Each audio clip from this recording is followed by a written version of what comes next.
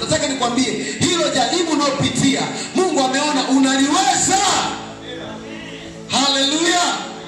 Hajalishi unaona ni gumu. Nataka nikwambie ni gumu tu kwa sababu ni geni, ni jipya, lakini unaliweza. Mungu hawezi kuruhusu jaribu usiloliweza. Anasema jaribu alikuwapata ninyi isipokuwa ni kawaida ya wanadamu. Pamoja na jaribu Bwana atafanya mlango wa kutokea.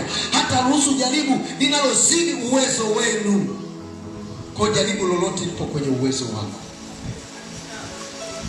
Kwa ni muhimu uweze kujua ni mlango upi Mungu umefanya. Unapokuwa kwenye majaribu uwe makini sana kuhusu habari ya mlango wa kutoka kwenye hilo jaribu. Kuna wengine wataleta mlango, maana huwa kuna wengine watakuhubiria milango mingi. Kwa mfano unapitia jaribu la kuumwa, nataka nikwambie watu wataleta milango mingi utoke kwenye hilo jaribu la kuumwa.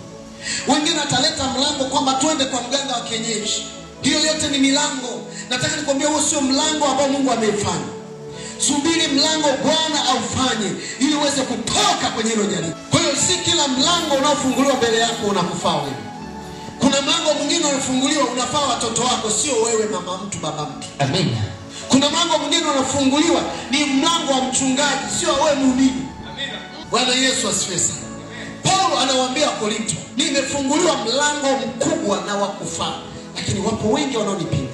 Kujua mlango unaofaa wa kutoka kwenye jaribu, wa kutoka kwenye changamoto. Haleluya. Pokea kujua mlango wako uliofunguliwa na Mungu. Amen. Tunafunga milango ya shetani, tunafungua mlango wa Mungu katika maisha yetu. Amen.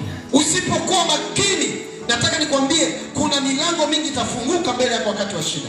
Utasema ni Mungu, kumbe sio Mungu. Yesu hata alipoona njaa, mlango shetani akamwambia geuza jiwe hili. Alikuwa na uwezo wa kugeuza jiwe, lakini haukuwa mlango wa Mungu. Bwana Yesu asifiwe sana. Amen. Haleluya. Amen. Haleluya. Amen. Si kila kinachong'aa ni dhahabu.